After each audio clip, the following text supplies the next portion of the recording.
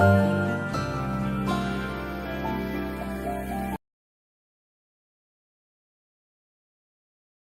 and welcome to the three-part series of Understanding the Digital Matrix. Welcome to the Customs 101 webinar. Apologies for the delay, so we shall just get right to the point. This morning, I'll be your moderator. My name is Jackson Namode, and I'm a Customs officer from Uganda Revenue Authority. I am joined by a panel of experts. From the Ministry of Works and Transport, we have Emmanuel Gacharingaya, who is the process manager, and we have Anthony Mwonge, who is also the process manager, and then we also have Emmanuel Ponja, who is the supervisor, the document processing center at the Uganda Revenue Authority. Today's discussion will center around dissecting the motor vehicle registration form, understanding it, understanding the challenges that may come from the issues that arise from filling it wrongly, but also how to address those challenges. Today, again, we welcome you to ask as many questions as possible. We shall pick again on the questions that were not answered yesterday, but kindly we implore you and welcome you to make this also a very interactive session. That said, let's get right into it. So, welcome, gentlemen. Thank you. Thank you. Welcome to the second installment of this three-part series. So, we shall start with the motor vehicle registration form. Emmanuel, what is the motor vehicle registration form and what does it exactly look like? So the motor vehicle registration form is just as you've said, what we use to register a motor vehicle. In it, we'll have the details of the owner of the vehicle and all the clear details that are needed to register the vehicle.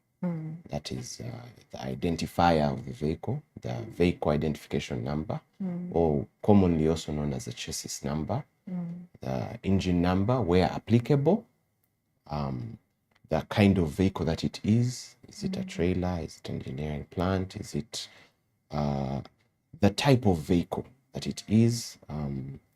Even in the same registration form, you will note that we have the plate shapes that it's meant to be assigned, proposed by the clearing agent. Of course, most likely in agreement or most preferred with the client as their representative. The country of origin, the fuel type, if it's a vehicle that has a fuel type, year of manufacture, or anyone would think if it was a person, it would be their year of birth when they've been born. What this vehicle can do, its net weight and gross weight. So it's basically full details. If you think about full details that you'd need to register a vehicle. Yeah. Don't know. Anthony can add. Yes, Anthony. Thank you so much, the moderator. The motor vehicle form, in brief, is what leads to registration. Yes. Any declaration that has a motor vehicle form means that is a vehicle. So if you have a declaration which has no motor vehicle form, most probably that is not a vehicle. It would be a declaration which is linked to vehicles, but if it doesn't have a motor vehicle form, it means that entry won't lead to registration. So the moment there is a motor vehicle form, it clearly states that this will lead to issuance of a plate and registration. So the particulars that you fill into the motor vehicle form determine even post-registration processes, how successful they will be. It is important that an agent who is capturing the details of a particular unit of a vehicle captures the correct details. Because if errors are done in this form, it delays the whole process. You will have paid the correct taxes, but the details will not be correct. So you will be queried. Also, if the correct details are not captured in the motor vehicle form, you will also suffer consequences at post-registration. We've seen vehicles where someone tells you, I'm trying to transfer my vehicle, but it's giving me an error. Tax category and fees classification are not configured well. It means that the person who captured this vehicle, in as much as it was released, didn't ensure that correct details were captured. There were misalignments. So today we would want to look in detail what constitutes this form, why it is important to have it captured well, to allow for a smooth release of the entry, but also allow for future processes that come after the first time registration. Okay. Yes, Madam. All right. So, yes, Emmanuel, on the Yes, taxman's point. thank you, Jackie. Good morning, our viewers. In custom declaration, motor vehicle form is declared is on a Skoda spawn on the side, and if you are making a declaration, we have some specific headings and tariff lines that are linked to the MVR, motor vehicle registration form. That if you are declaring under those specific tariff lines or headings, that box is checked. Okay, it is ticked, and once that box is ticked, it will populate that form on a page of a Skoda. So we have a page that has a name called motor vehicle form on the line of on a Skoda page. So all those details that are required are captured on that form, right from the make, the model, the chassis number, the engine number, the color of the vehicle, the nature of the plate, whether you're going to have a square or rectangle, the behind or the front. If the vehicle was registered previously, all those details are required to be captured. So once that box is checked, it's automatic in the declaration on those tariff lines or headings. It's mandatory that the box will need to be filled. At times you find some tariff lines, the box is checked, but the form is not filled and it's blank. That entry cannot be processed by DPC. It at times happens when during auto conversion you find, for example, an entry that has a general goods and motor vehicles. During auto conversion, you find shall have 2 or more IM7, depending on how many units are there on that entry. One entry will be for general goods, and the other will be for motor vehicle. You'll find that if you have like 2 motor vehicle units on that entry and the general goods, the system may produce only 2 entries, one for general goods and the other for 1 unit. So one is missing. So that require now capturing another entry for the motor vehicle. So we have that, and those cases that happen. So if the entry, the motor vehicle form is blank, it must be correctly filled before the entry is further processed, because the entry will not be processed. You may have a verification done, but the person in warehousing will not forward that entry to DPC because the form is blank. So it is mandatory that for all entries that have MVR checked, the details must be filled correctly, and that is on a Skoda declaration, because it's going to be the basis of registration of motor vehicle. And those are the details that will appear on the logbook. Some of the details that will appear on the logbook of the registered motor vehicle. Okay, thank you very much, Emma, for that explanation. And so he has hinted on some of the challenges and what is very important in regards to the details that you input in the motor vehicle registration form. So we'd like to look at the challenges that you may experience with this MVR form, what causes those challenges, how those challenges can be treated, but also how we can avoid those challenges. So Uponja, I'll throw this back to you. What are the challenges that our clients experience with the motor vehicle registration form? Thank you, the moderator. One of the challenges experienced by the clients is misalignment of the parameters found on the motor vehicle form. Somebody captures a wrong model of the vehicle, a wrong make of the vehicle, a wrong chassis number of the vehicle. So somebody does a wrong input, and that one we are giving a misalignment of those parameters, because what we are capturing here should be what we have physically on the car, on the vehicle. So if you input a wrong chassis number, you are going to have a wrong information on the MVR form. So misalignment of those parameters, of those features of the vehicle on the form. And what's the cause of this? Because we are inputting wrong data. We have not got the right information, or we have a wrong information that we are inputting on the form. And that will distort the information that we are going to have for the vehicle to be registered.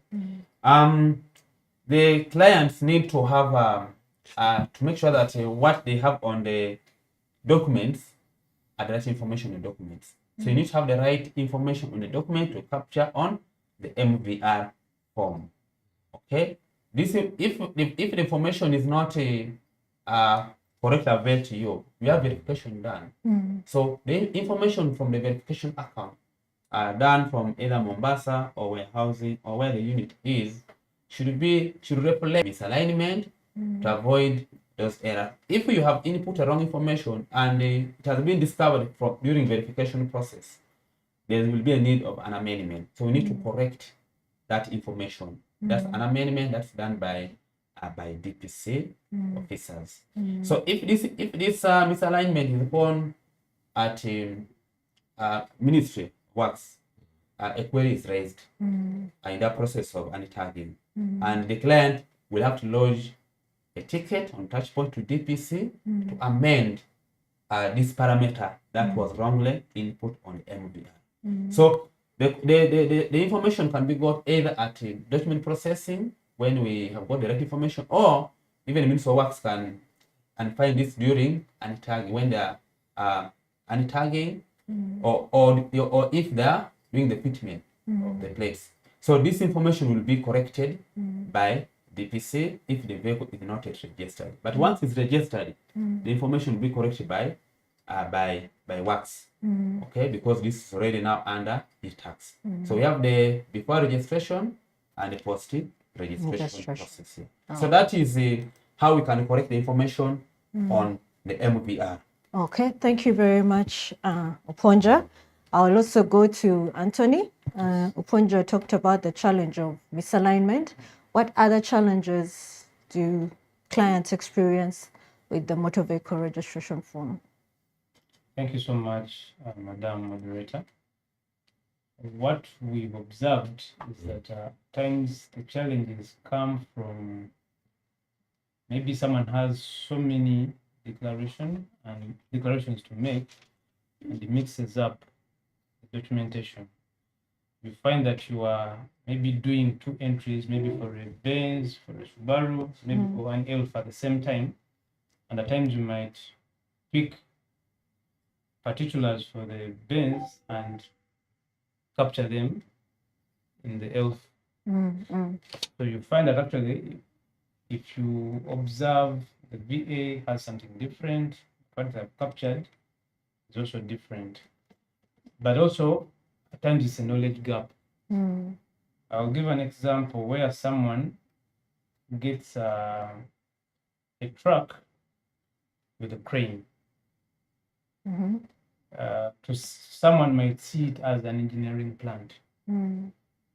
but the Traffic and Road Safety Act does not gives a clear definition of an engineering plant as a machine or an equipment that carries the load that it carries only allows it to do that particular function that it is meant to do. For example, if you have a wheel loader, when it's moving on the road, it won't carry anything else apart from maybe the hoe and those equipments that are meant to perform the duty it's supposed to perform. But if someone says, I have a truck with a crane, it means that this truck, actually the crane is only helping the truck to self-load. But the purpose of the truck is not to perform an engineering function. It can carry charcoal, it can carry sand, it can carry anything. This crane is only helping it to pick whatever it has to pick and load it at the bucket of the truck. So that truck is not an engineering plant. So when you declare that, it could be a knowledge gap. So I would request that they display the different categories of vehicles so that we know where each one falls, because those categories determine the tax category and the fees classifications. So when you misalign them, we've noticed a lot of misalignment there. Someone has a trailer, not that. Someone has a trailer and he says it's private. So he has given it. He's going to Okay.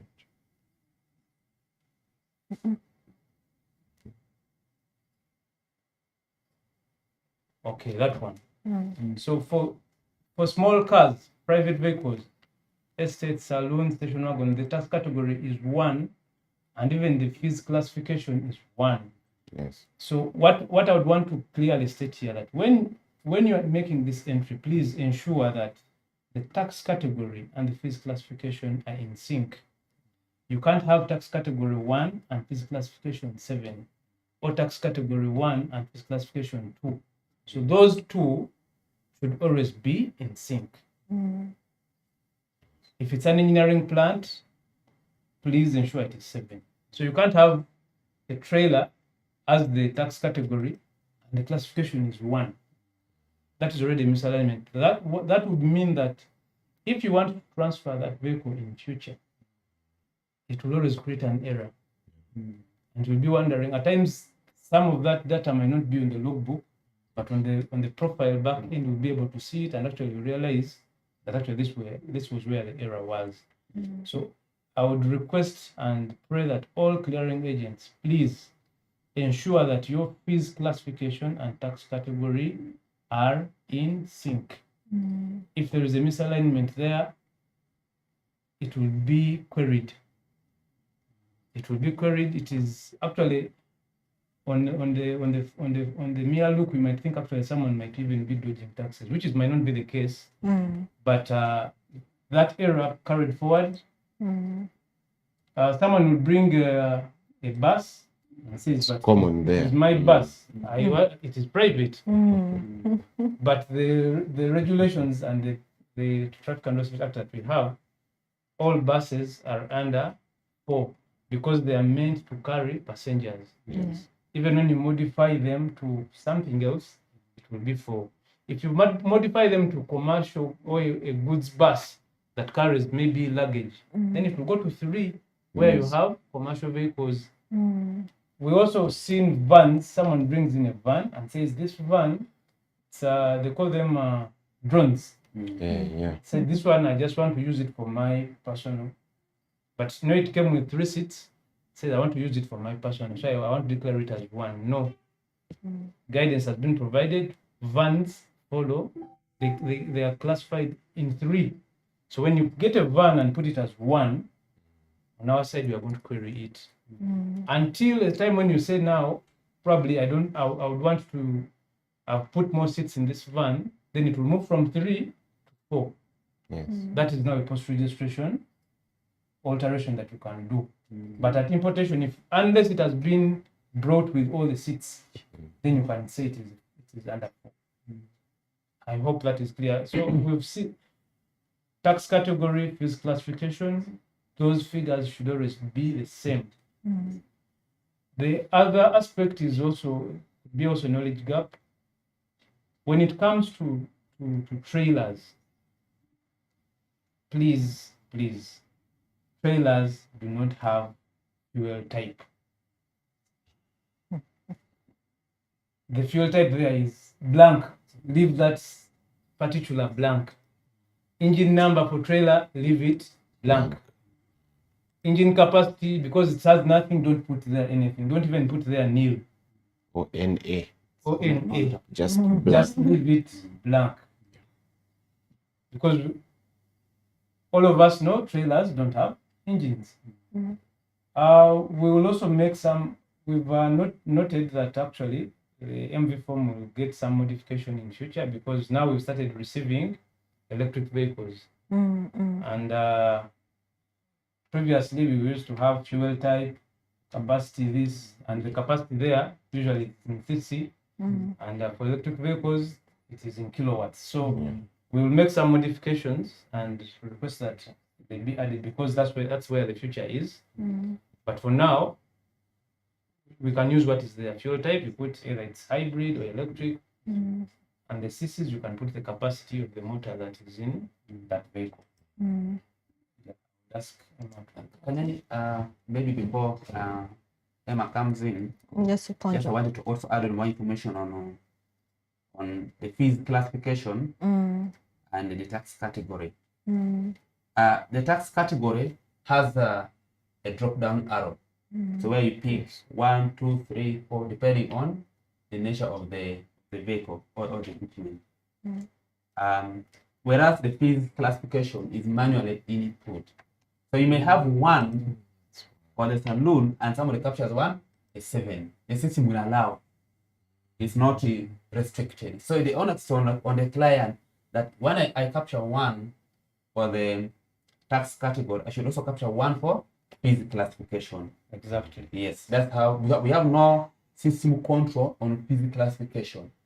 So that one is input by the declarant. What you capture as tax category from the drop down should be the same figure on fees classification. That's what I wanted to add on Anthony's contribution. Okay, thank you, Ponja, for that addition.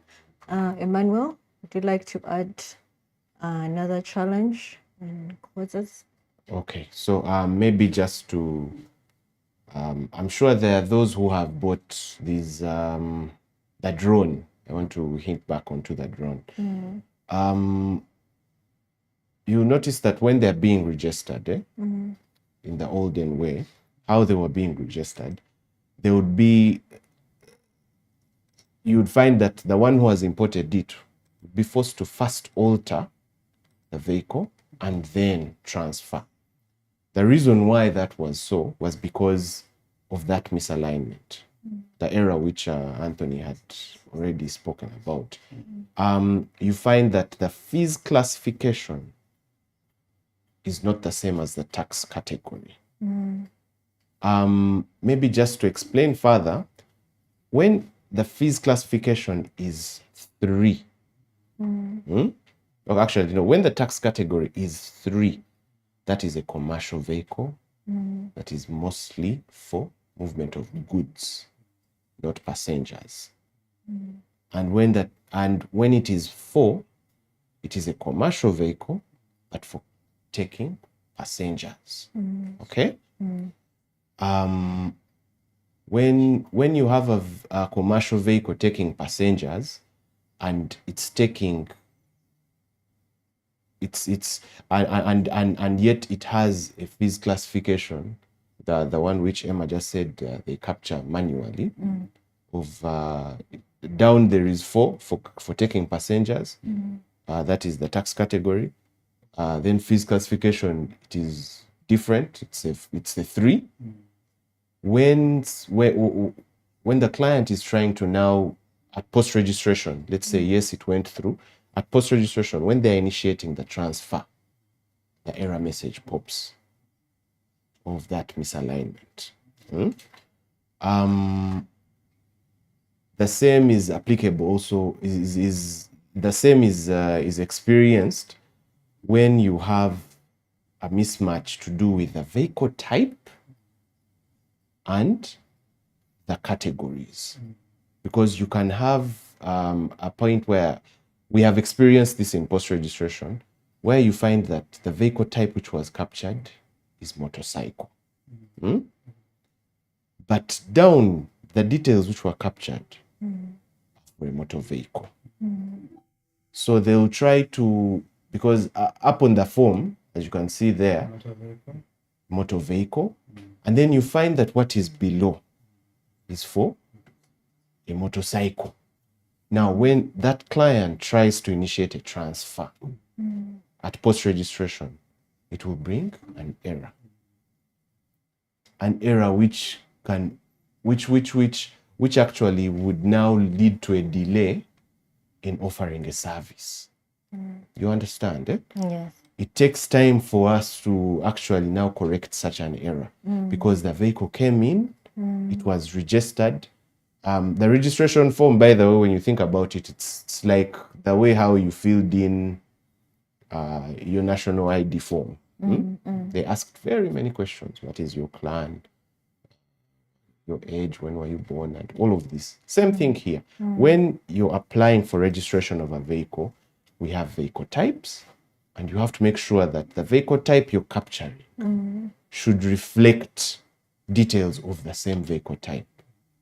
I know that there is a chance maybe the errors come, maybe because someone is dealing with very many different vehicles. They maybe have is a busy customs clearing agent who has very many clients, and they all want their vehicles, motorcycles, engineering plants, trailers, they want, and they can make that mistake.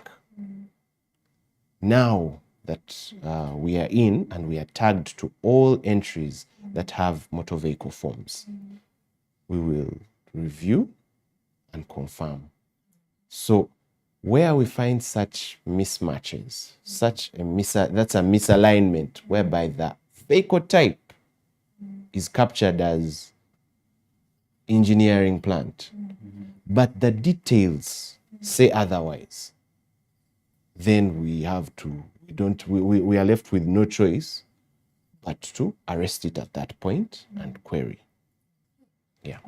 It is good that you have talked about the tagging and untagging it. Ponjo, you want to add something? Yes. Yes. There's another challenge that the clients also experience. Yes. On the form, we have the model. Yes. Those models are already pre-captured on the form.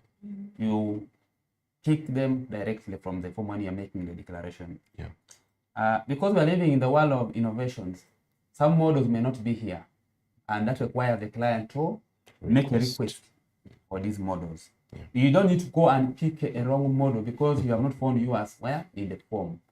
Yes. You make a request to our system support team, that is CSP, under the touch point. They will provide you with feedback on the new model for the vehicle that's not in the system, so you don't need to go and capture something different from what you actually have.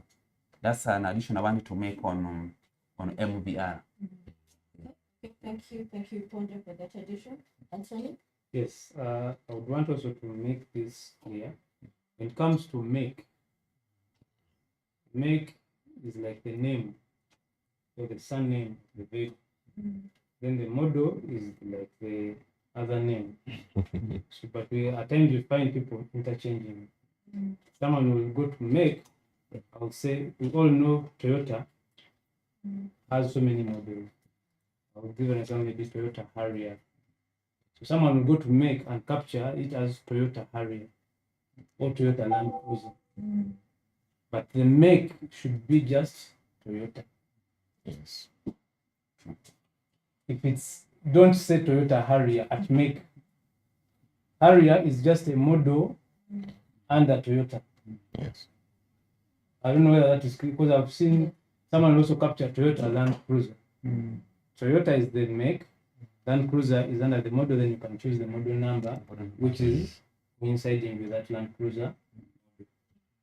That one is also another error that is done, and when you query it, someone will say, but there are also cases where you've seen someone fails to find the model, the make, and will just get the type of vehicle and put it as the make. There is an entry that has delayed with us for some time. It's a forklift, but someone captured the make as a forklift. So there are so many manufacturers who make forklifts. So if your make is forklift, really it becomes hard for us to know who manufactured this forklift. So what is the name of this forklift? That is what we need at make. What is the name? The other issue that usually was also observed, but we've been a little bit lenient, is on weights. For private vehicles, we've been a bit lenient, but for commercial vehicles, we won't, because it feeds into the advanced tax. So we've seen people who capture trailer saying that the gross and the net are the same. So it means that the payload is zero. Actually, when it comes to advanced tax, they'll say, but me, I don't pay. But the trailer is carrying goods. Why would you say that you can't pay?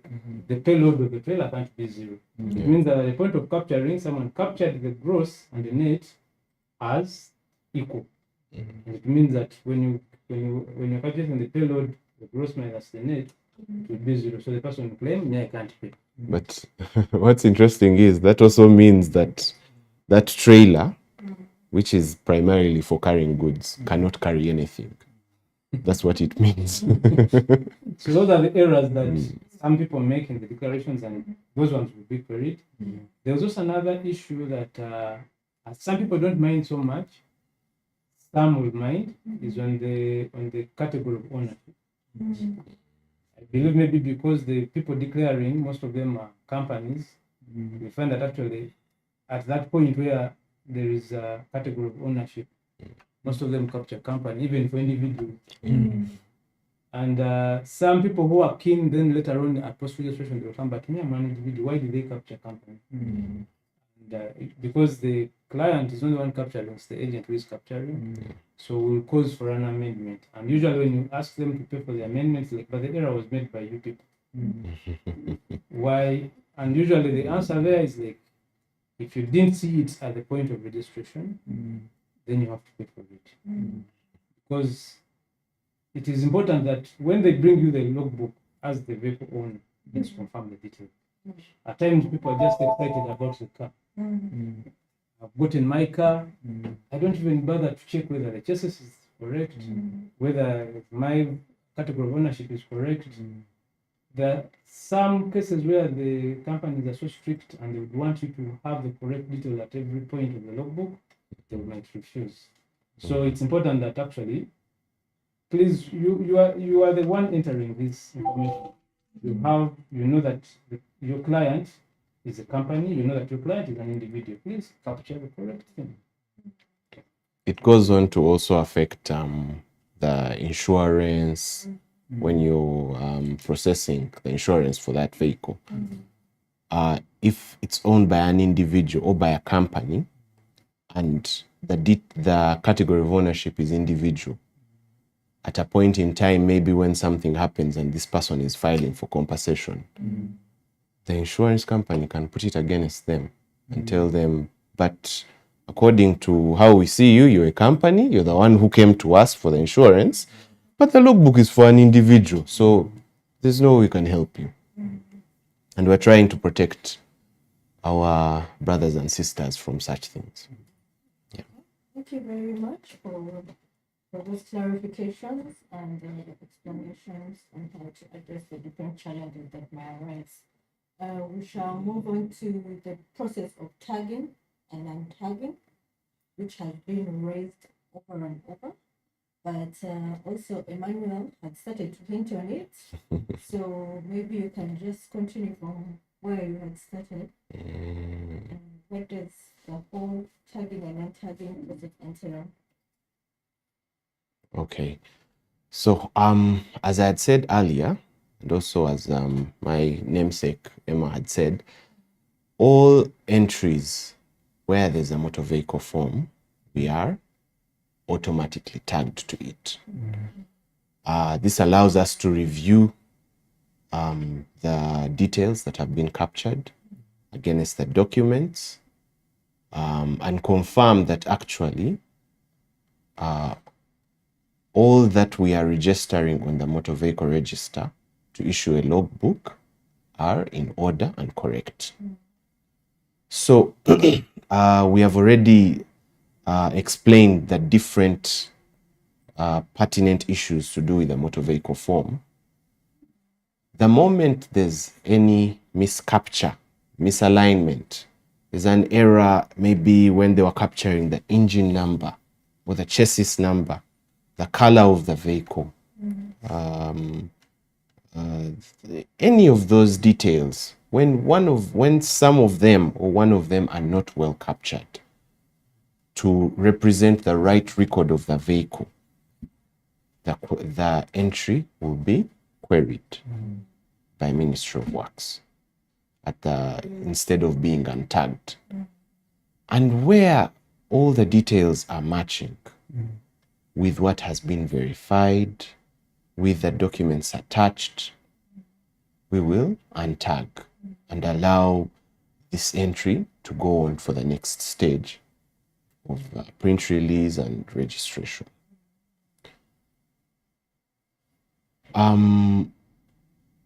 So there are three things. There are the documents that are attached to support the entry.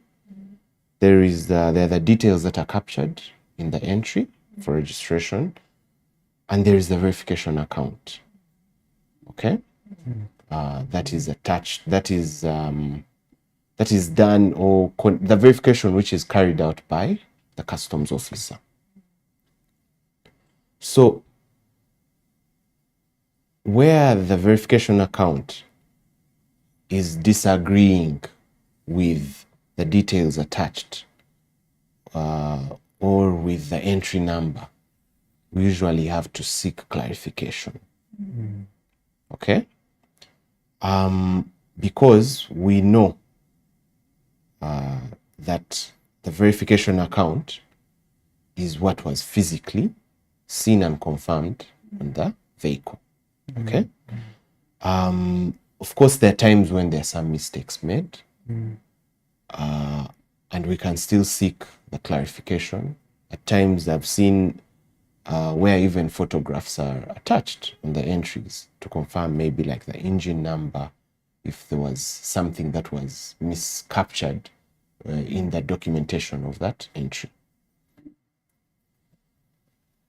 I think that's mostly it when it comes to untagging of entries. I don't know if there's anything you want to add. There are cases where the vehicle leaves Mombasa and it's generalized vehicle. Yes.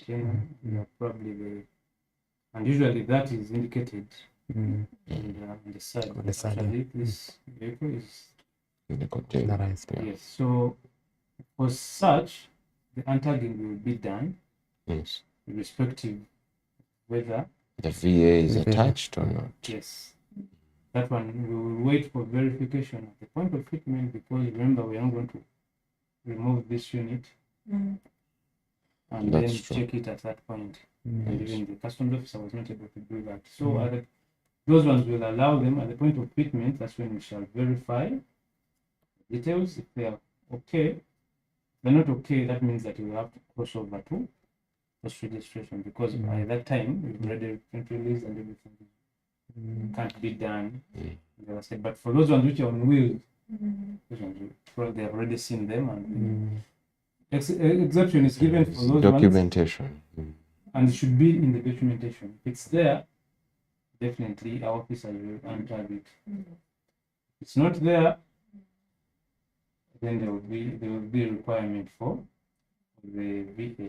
We've been having issues where, because at times people thought that actually we didn't have access to the IM7.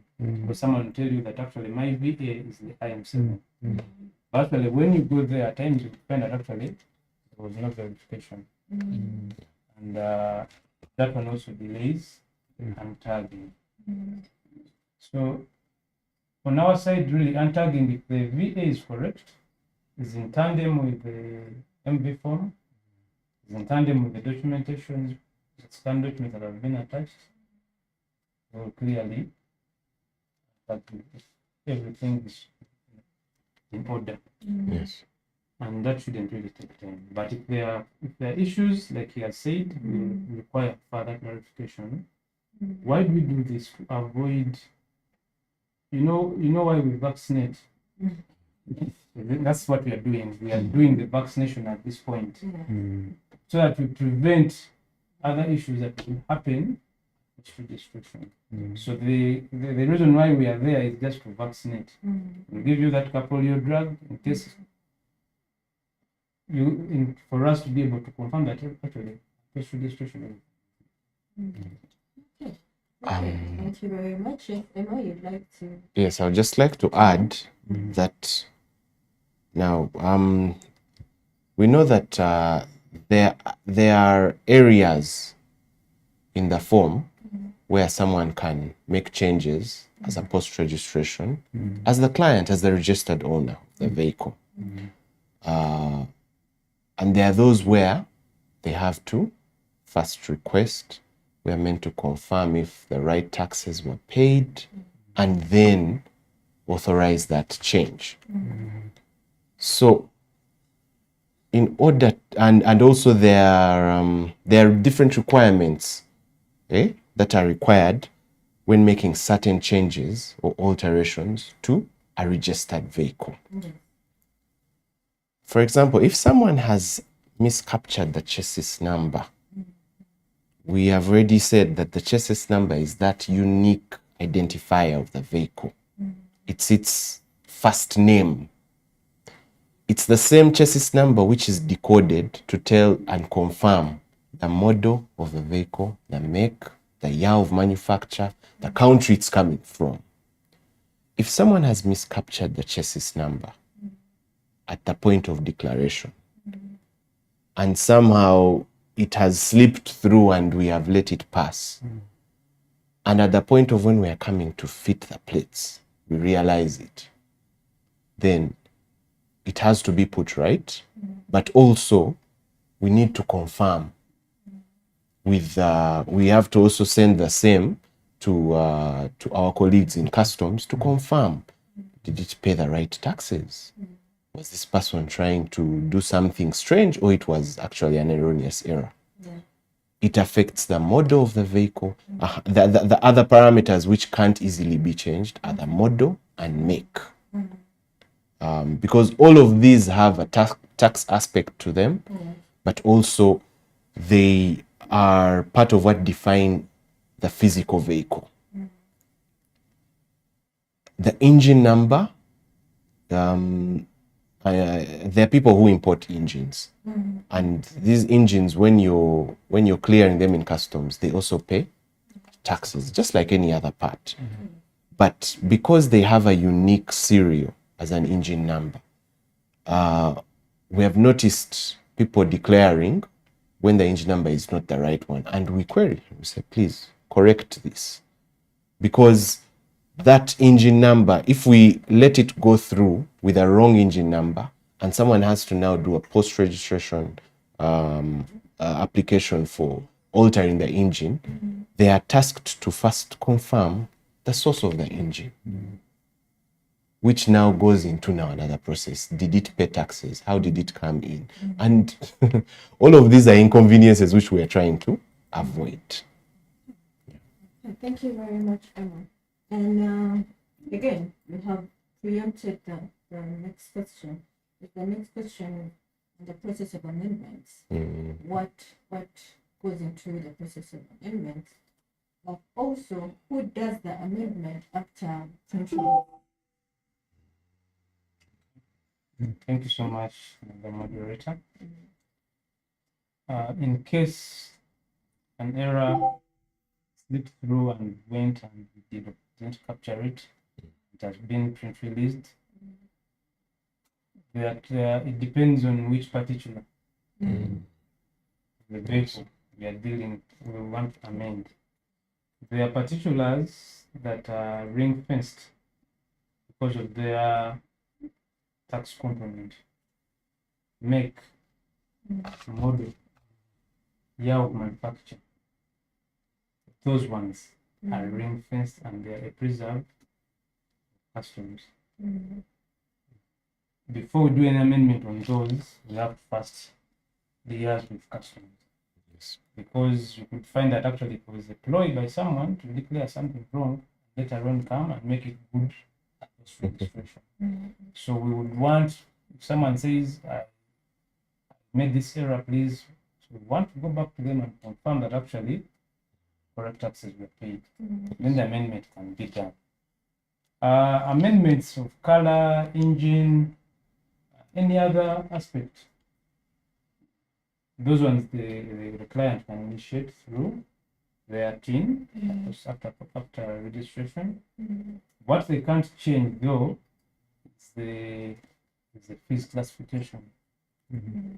That can not change. Because remember we said fees classification is also in tandem with the tax category. So when you want to change, what you can decide to change the purpose. Someone brought in a van, but now he has put in seat. We want to do a taxi.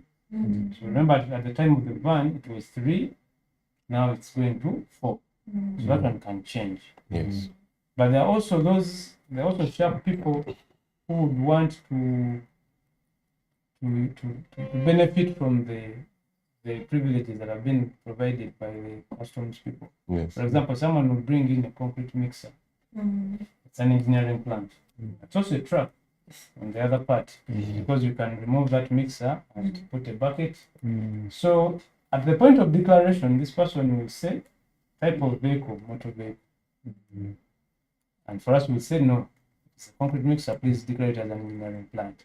Yes. So if it passes through, it means that actually this person can dodge because he will be able to remove that concrete mixer, put a bucket, and it will be a normal truck that we will not see. But if we captured it as engineering plant, when it tries to change, even if it changes it to a truck, won't accept. When it comes to alteration, there will be a misalignment because you want now to make it 3.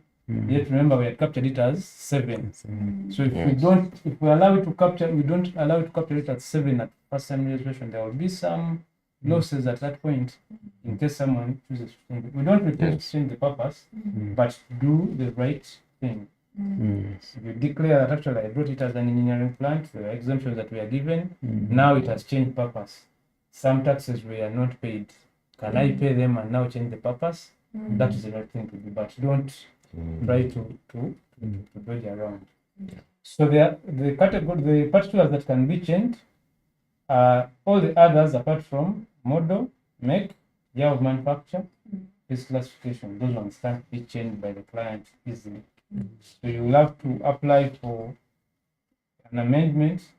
At times even you have to do a database change, especially when it comes to fees classification. It was captured wrongly and we can't alter it. We'll apply for the database change. That means actually we will have to, by the time someone goes to change the database, it means you have to provide a lot of proof that actually this is what you want to change. Why did you do it then?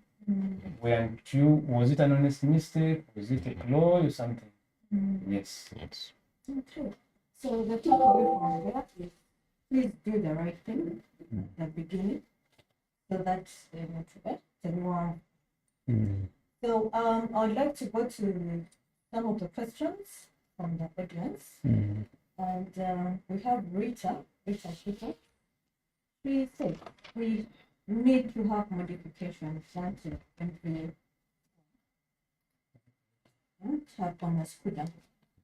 Note that once the HS code falls under motor vehicle, all those fields are active. So either you are declaring truck, etc. You find that the declaration will not accept to be registered unless all fields are input. This automatically will force any declarant to fill any gap available. Advise the way forward on this matter. I agree with her. There could be some amendments that have to be done. But what I could also not agree with her at the same time is that we've registered trailers where those fields are empty and so they are allowed. So I don't know in her case which ones. It is true there are modifications, and I believe at an opportune time we need to make, because when you are going to do this modification, our clients, the clearing agents, have dealt with these forms and they know the challenges. For any system, amendments have to be done. What used to work in 1990 or in 2020 might not be working in 2025. It needs an amendment. Even on our phones, we usually see updates. Update this. Even there are times even you have to update the Bible. I don't know whether. So I agree with that. Yes, an amendment has to be done, and we look forward to having further engagement on what they have observed on their side that needs to be. We also observe on our side which needs to be amended, but also they, as the users, see some things and should be pointed out that on this point, this one needs to change. This one is, that one, yes. And anonymous attendee actually has a recommendation. They say about leaving the engine number and engine capacity for a trailer blank. That form, since it's an online form, then it may be configured such that when the client inputs the motor vehicle as a Yes, that is the amendment. Type both of the vehicle. for engine number and engine capacity should then become inactive. Exactly. That's true. So thank you very much, anonymous attendee, for that contribution. There is a question here directly for Mr. Uponja. We are having the same issue of the make and model, which was rectified yesterday by systems. However, EPC has still said that the make is non-responsive and we are stuck in between systems. Mr. Uponja, kindly address this one. Okay. I may not have the details of the system error. Maybe shall get a particular of that case, and I try to engage the IT team how it can be rectified. Yes, I will get the details from the client, and we engage IT team on that error. Yes, Atapat says, Ministry of Works and Transport doesn't know that currently VS are put in the bonded warehouse solution management system. They go ahead and ask agents to upload VS on the entry, meaning one has to go back to their phone and convince the customs officer to re-upload manually. Mr. Uponja, kindly engage your colleagues in works that brings, in a way that brings occurrence. Otherwise, we are going. So this is again about the systems communicating. Maybe Uponja could come in, but let me try to put some clarification to that. It is really, it's not true that Ministry of Works doesn't know BIMS, because we work with Yora is our partner, and we have access to these systems. The issue, where the issue comes in, is when probably an officer became lazy and verified the unit. It really indeed true that they have verified the unit. However, they didn't capture a detailed verification. Someone will just say, okay, all details tally. But actually, on where all details tally, that's where the chassis has the I for a 1. That's where the chassis has a 0 and O for a 0. That's where the engine number is different. I don't know whether we get that. Actually, there is an entry I saw where it was not possible for the agent, the officer, to see the engine number, and says, at the point of engine number, there was a word. Remember, as per something, it was just a word. So because remember, this what we've captured in the MVR form is going to translate the logbook.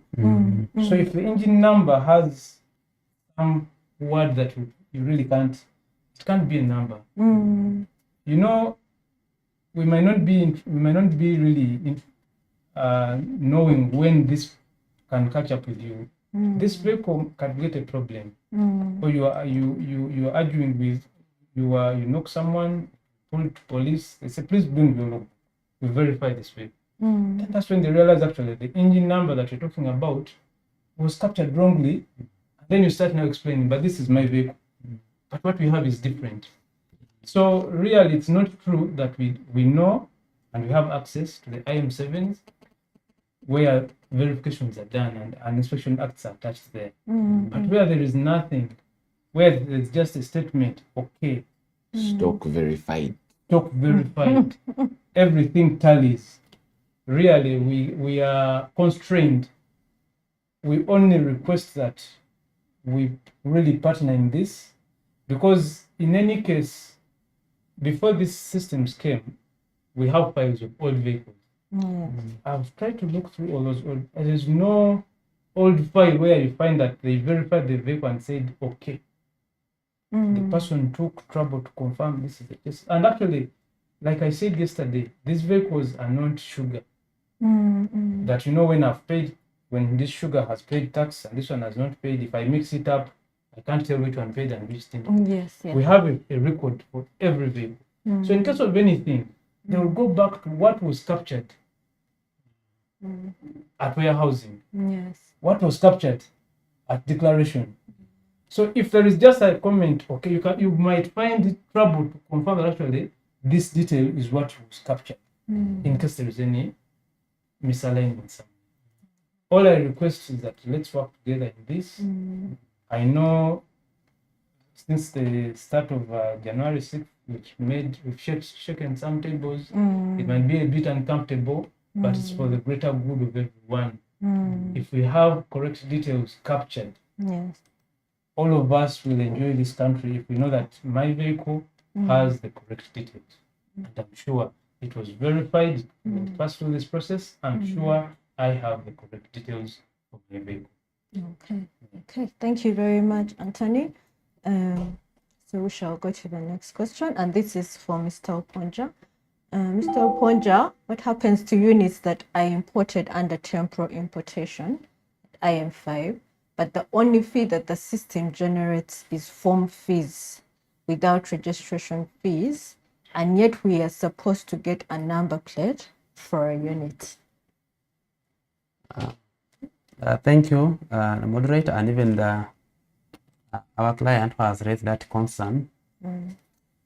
It's true that motor vehicles imported under a temporary arrangement on declaration, fees for registration are not returned in the system. What's on return is the stamp duty of 35,000 Ugandan shillings per unit.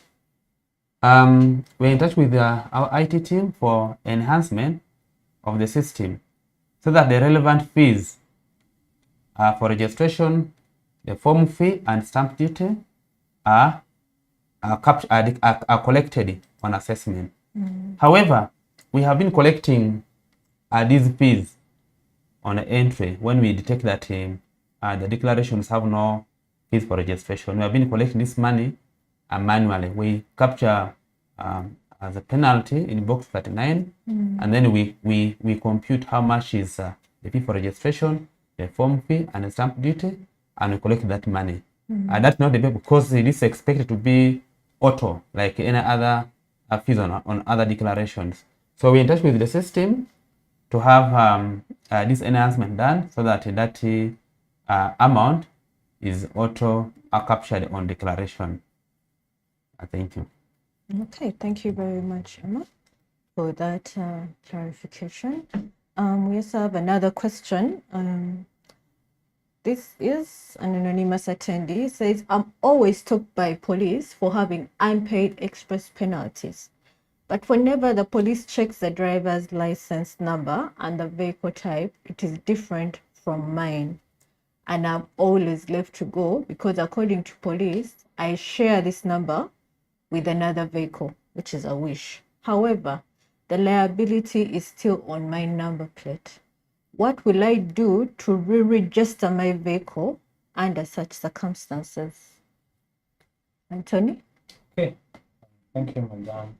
The question is a bit mixed up because I had the driver license, then there is a vehicle number, but I think I'll choose. I think the person asking meant to mean The vehicle type. number, because I don't know, we don't have particular permit numbers or license numbers for Wishes or for other vehicles. The permit numbers are quite unique and they're not given according to the make of the car that someone is driving or the model. But I would need to get more information about it. Yes, it is true. There could be some numbers that are forged and duplicated. It is true, and some have even been arrested. It is a vice that the security agencies are trying to sort, and actually one of the measures is actually this introduction of these new numbers. We believe that at the point of exchanging this number, we'll be able to re-verify vehicle particulars, records, and also confirm actually whether you paid the correct taxes and actually you have the correct number. And I would want to give comfort to the person asking, and also request that if it were possible, probably it would come to our office here in Nakawa to share more details. What number is it? Maybe we deploy the resources available to see that we can also apprehend the other car that says we having the same number. Yeah, but what I can say is that with the new numbers, by the time we cross over, we'll have verified, and that will be that issue will be sorted at that point. Also, when it comes to EPS, police will explain, but I think at times it could, I don't know what Data capture error. Yeah, it could be data capture error that maybe a wrong number was captured and now it reflects to their number.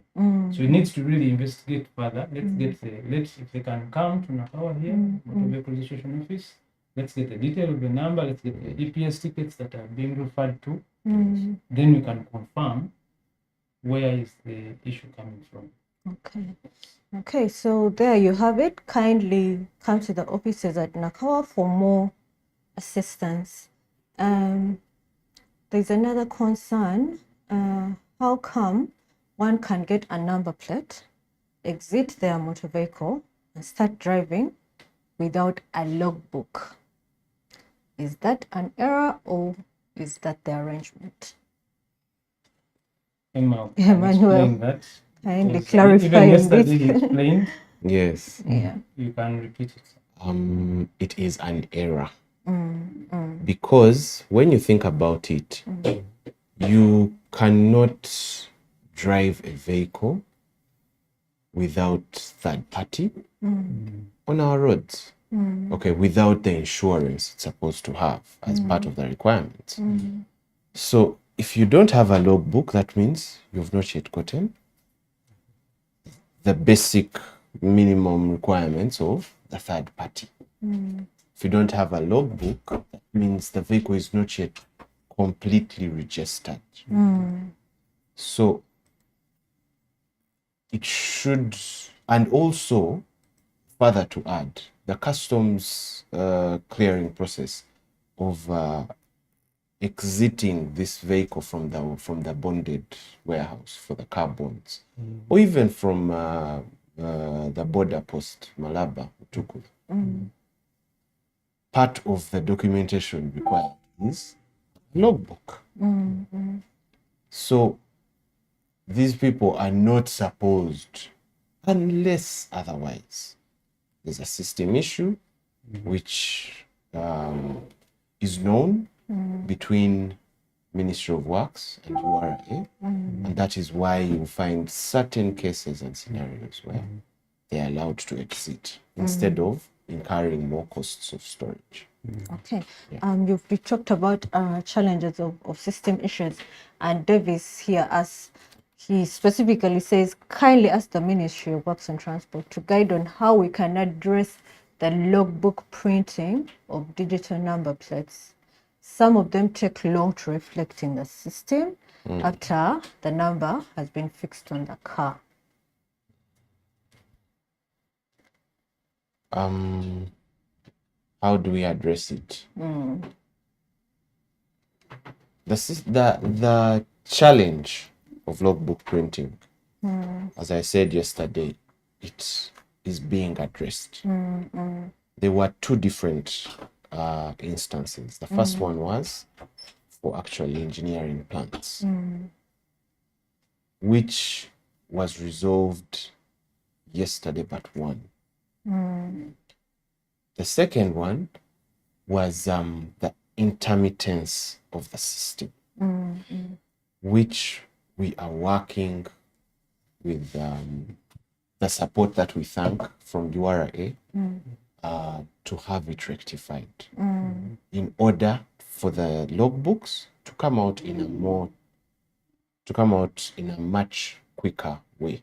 The moment we have confirmed that the plates are fitted, ideally the logbook should be coming out shortly. There shouldn't be so much lag, but because of the system intermittence, the system disruptions that have been coming in, which are being addressed, because from the same question you will note that they're saying some of them.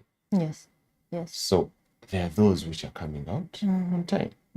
So those some is what we are also reducing. Okay. So you're working on. Maybe I could add also on that, like we said earlier on, some of those that would have delayed would be somewhere there were issues that need Yes, modification. Like we noted at the point of fitting, Chassis number is papers. different. Now you'd want us to give you the logbook, but we have to modify it. At times we might have to request for database change request. Things might take some time. Yes. That could be one of the reasons. Okay. Other reasons could be related to the system, Yeah. but also we could also investigate whether it is maybe one of the officers who is not closing the logbook task to allow. I mean the number plate task to allow The logbook to be generated. Yes, there's also that too. Maybe just to further add, as long as the details that were declared and are on the register pending the logbook are not tallying with the physical vehicle, we actually issue the client an assessment and work out the process of correcting that record. So before we issue a logbook that has a wrong chassis number, we have to first correct it. But there are also cases, Madam Moderator, where we've seen where the task of the plate closure takes a bit of time. Because remember, when we fit the plate, we take the picture this week for record purposes, for archiving. You will find that this is a blue truck, but all through everything was declared as white. Yes. So then at times when they are trying to release the logbook, someone who is completing that task at times will need further clarification. Yes. Was the change made in the bond? Is it because that could also be there. There could be a catalog of reasons why the logbook, but it's important that we investigate them. If there are issues of office are not closing, those ones we can handle immediately, and that one should be sorted. But if it's an issue with the particulars of the vehicle that needs to be amended, that one should also be amended, but it also requires collaboration from the client, because there could be some fees that have to be paid before the amendments are done. Okay, all right. Thank you for that clarification. This comes from V. Mwesije, and he says the verification team in certain scenarios fail to find the engine numbers. How best can we handle such in order to have the units fully released? That is true. There are some cases where the person verifying the vehicle might fail to find the engine number. Could be maybe an issue of know-how, know where to check it from, or it could be an issue of probably. I've seen cases where it's maybe a factory error, that the engine number was never captured. That's also possible. But there could also be an issue that someone has not checked. So I believe for such cases, it's on a case-by-case basis. Please bring it to our attention, but you can't say that if you can't find it, just leave it. You know, where assistance is required, always available. Let them reach out to be able to see how that. But at least it's important that whatever vehicle we register, the engine number should be captured correctly. It is for your good as the vehicle owner, and also for the good of the database that you keep in your trust. Okay, Mwesije, there you have it. We also have a question from William, and he asks, what did you base on as Ministry of Works and Transport for the sequence of the number plates? Remember, the old ones have like a second series, a sequence. So what are you basing on To issue out to issue these plates? Yes. Ministry of Works and Transport made changes to the plates. The series changed, and there are quite a number of factors that we looked at. But what I would want to give to the person asking, I didn't get the name though. William Oburu. William Oburu, is that on the side of the Ministry of Works and Transport, when we issue these numbers in series. It may not follow the series that you would have wanted, but there is a sequence that we follow. Yes. What is important is that this plate, when we go, it would require another session for us to explain the registration number, the license number. Yes. It is what is the purpose of this number? It's the unique identifier. Yes. And that is the sole reason why it doesn't matter. If you look at we used to have airtime numbers. There's so many codes. Oh yes. And even you have driver license numbers. If you follow those numbers, I don't know whether someone has looked at them. They might not make sense to you, but they will make sense to the person who is issuing, because there is some serial number, there is some sequence that we follow. It might not make sense to the physical number that you are seeing, but on the back end, there is something that we follow. And we would have loved to have, for example, if you have a UBS, then we give you a UBS. Yes. If you had the UAA, we give you a UAA. But for purposes of ensuring compliance, it was better that we have unique numbers that can easily can easily see that actually this has completely changed. Mm. If we had left it the other way, probably someone would just have changed the color somehow. Okay. Mm. Speaking of colors, I'll go to aesthetics, and this is just feedback. Anonymous attendee says a yellow plate background is more visible and beautiful than the current white one. That is feedback. That is okay, but you know, when it comes to registration plates, it is not just the background; it is the material and the reflectiveness of that material. So this material, it's not just about the look, Yes. aesthetics. Yes. No, there are certain qualities. There is a standard that UNBS passed to these plates. They were tested. Yes. They confirmed that actually, in terms of reflecting light, that is the reflectiveness, they passed. If there are challenges, they could be checked. But it is not basically that it's only yellow or red or blue or green, because if we look at the plates from the military, the current ones, which color are they? Are they yellow? Don't those vehicles move? Don't you see them and know it is a military vehicle? Military vehicle, yeah. Surely, it's not about the looks.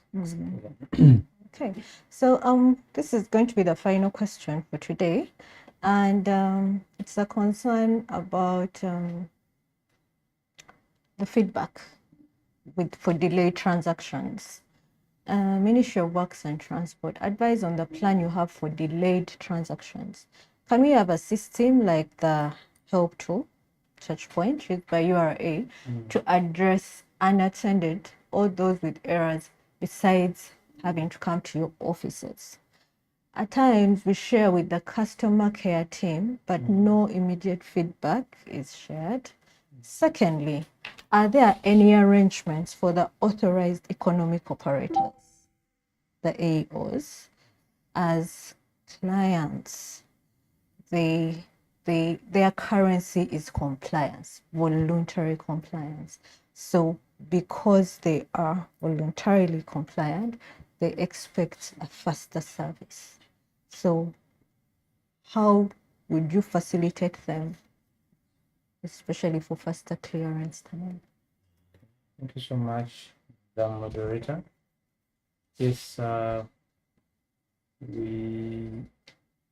we took note of that even yesterday, and there were suggestions and feedback from the participants that we should integrate the Touchpoint and all other web tools that enhance visibility. I agree with them. It is very, very important that the client knows and can see what stage their transaction is, who is delaying what, but not just being behind the curtain and not knowing what is happening. This is good feedback that we've taken. When it comes to the authorized economic operators, yes, actually we intend to have dedicated officers that handle them to ensure that their entries, whatever service they require, is handled swiftly to allow them, because not everyone is an authorized economic operator. Yes, And yes. if they are in that category, we really have to give them that VIP treatment. Yes. They deserve it. They worked for it. Yes. So we ought to do that. Modalities on our side, I can take this feedback back and I can assure them that something is placed to ensure that they are served swiftly. However, I would also request them, because it is for them, it's the agents who have to populate the verification accounts. If it requires something to be done on their part, they should also be able to do it. Let us not just say, I'm authorized, just clear it with the errors that they are, they will correct them, I account to myself, you get it. Yes. At the end of the day, the cost of errors that are made by the agents. Actually, the bosses might not know, but actually the issue would be with the person who has made the declaration. So I would request that we collaborate in this, in as much, yes, it is true, we are going to set up something for them and dedicated service to them, but also we request that when an issue is raised, let us cooperate. We've had cases where you raise a query with maybe 4 issues. The person answers 2 and says, but I've answered these 2. Why are you? And you know, it's an authorized economic operator. But you know, like we've said already, if we allow this to happen, this same person is going to come back at post registration and say, I need my car transferred. It can't be transferred. But we told you to, I need it now. You get it. So I really request that let's work together. If an issue has been raised, work on it. If we meet challenges, still get back. Let's see how we can sort these challenges.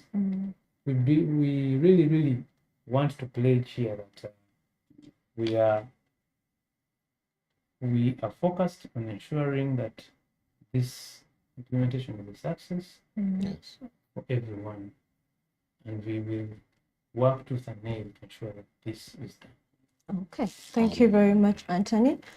Yes, Emmanuel, this will be Yes. like a signing off now. Okay. Yes, Because our time is fast spent. okay, that's an issue because we did not get to talk about the different number plate categories, Yes. and I just wanted our viewers to be aware of these plate categories because some of them have delayed these entries. We have plate categories for motorcycles, those which are private, those which are public. The public ones are the ones which are white background, okay? And it's captured under 2. That's the number. The private ones have now the yellow background for motorcycles. We have a plate category for the United Nations agencies. Now, the United Nations agencies, the honorary consuls, the international development agencies, all of these, and the diplomatic vehicles for diplomats. These are, of course, cleared first by Ministry of Foreign Affairs. Okay, and you find for United Nations agencies, that is the 3. For honorary consuls, members may not know who these are, but if where a foreign mission does not have an indigenous representation or a representative, let's say An embassy here. an embassy established here with their national as a representative here in Uganda, they will appoint, let's say, a Ugandan who will most likely maybe be seconded or most preferred, who has international relations with that state, to represent them on their behalf. So those are the honorary consuls. And they also have a specific plate category. We have broken this down. They were previously they were getting just a duty-free number. United Nations agencies, so you would find some having duty-free, some having diplomatic, because it's because of the status of United Nations agencies. We have also introduced special purpose government vehicles. These ones are what are replacing the protocol. It's state. They have 8. For United Nations is 3. Honorary consuls is 5. International development agencies is 6. The international development agencies, an example would be maybe USAID. now, okay, USAID. I was looking for a better example now, like the Korean International corporation, corporation agency, or JICA Yeah. and the like. Uh, We have for police, Uganda Police Force has a specific code that's 9. For Uganda prisons, it also has a specific code. Then we go to our private, our motor vehicles, all motor vehicles, they're 30. For central government, it is now 31. Local government has its own, has 32. Let's move on. Government parastatals will be 33. So when URA is registering a brand new vehicle, the code that the clearing agent will be appointed at that time should be 33. Should use 33 for duty-free vehicles, either by purpose or for these NGOs and the like, or even for returning residents to be 34. For vehicles of diplomatic status will be 35, and all other dealer plates will be 37. Okay. I just wanted us to also make sure that is clear, because we have introduced new codes. We noticed that for motorcycles, most of them were used to just using 30, the one for motor vehicles. But now we have separated that too. Thank you. Okay. Thank you, Emma, for that lengthy sign-off. So, right now for the final sign-off, we'd like to say thank you very much for tuning in to today's episode. I'd like to thank the team from the Ministry of Works and Transport, the team from the Customs Document Processing Center for facilitating this engagement today. Tomorrow we shall have the third installation, and tomorrow's discussion will focus on the boarded off motor vehicles. Kindly tune in, kindly be as interactive as you were yesterday and today. From us at the URA TV, it's a wrap. Have a good day. Goods for personal use imported into the country as passenger accompanied baggage subject to payment of tax when arrived with them. Today, we want to try and answer that question. My name is Esunget Simon. I am Acting Manager Customs, Uganda Revenue Authority, here at Entebbe International Airport. So we want to try and explain whether goods for personal use coming as passenger accompanied baggage are subject to tax. First and foremost, let us understand who is a passenger. A passenger is a person moving from point A to point B, okay, either by air, by road, by water, or by railway. Our focus today is a passenger arriving by air. Now, the bags that they come along with is called passenger accompanied baggage. It means they checked those bags from the point of departure, and they're arriving with those bags into the country of destination. So, if I have goods for personal use, are those goods subject to tax? That is what we want to try and answer today. And if you are a regular traveler, please, this is for you. We are going to approach this aspect in 2 angles. The first one is the items that you have been using in the country where you left. And those items are used, they have been in your personal use. They include maybe a TV, they include maybe your mobile phone, they include maybe your laptop, and personal items like clothes. You have been using them from the other country, and now you pack them in your bag, and you have come with them into Uganda. Now, those goods are generally exempt of taxes. You will not be subject to any tax when you come with those goods. Now, category 2 are new items that you come along with inside those bags that you have as passenger accompanied baggage. Let's say, in addition to your personal items, those items I mentioned earlier, you also have a brand new mobile phone, you have a brand new TV, you have brand new clothes, you have brand new shoes, you have a couple of other items, okay? Now, if those are part of the items in your passenger baggage, the question is, will they be taxable? Remember, we said you are saying these items are for your personal use. You are going to use the TV in your own house. The new mobile phone you have brought is for your personal use, or perhaps is for your loved one. Now, when you arrive at Entebbe, will you be subject to tax? The first point is that those goods altogether, the brand new items, should not exceed the value of United States dollars 500. Okay? Altogether. The second rule that must be met is that the said items must not be packaged for commercial purposes. They are not for sale. The third aspect is that the said goods must not be for distribution to other people. Okay? So in other words, they must be for your personal use. So at what point do they become exempt? Is when it meets the criteria I have just mentioned, that one, altogether the brand new items in your personal baggage should not exceed the value of $500. Number two, they are not for sale. Number three, they are not for distribution to other people. And of course, the last one is that the quantity should be within the allowable quantities as the proper officer may determine. Now, at what point do they become dutiable?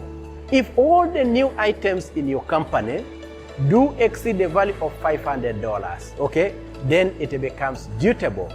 If the items in your personal baggage is for distribution to other people, say I have brought 10 mobile phones, one for my uncle, one for my auntie, one for my wife, those items will definitely pay a tax when they arrive into Uganda. Are those items for commercial purposes? Okay, if you have brought, say I have a smaller shop and the airline gave me 40 kilograms, so I came with my clothes for my shop, okay, then those items shall not be exempt. They will pay taxes when you arrive. Customs will facilitate you to ensure that you have a smooth processing of your items when you come here. We shall use a simplified trade regime, and within a period of about 20 to 30 minutes, you will be cleared through customs. What is the key, however, is that you must have authentic receipt, because from the receipt, we are able to determine the value of the items in your possession. And then that will aid the customs officers to facilitate clear you through the customs. Thank you once more. I am Simon Asunget, Acting Manager Customs, Uganda Revenue Authority at Entebbe International Airport. Are goods for personal use imported into the country as passenger accompanied baggage subject to payment of tax when I arrive there?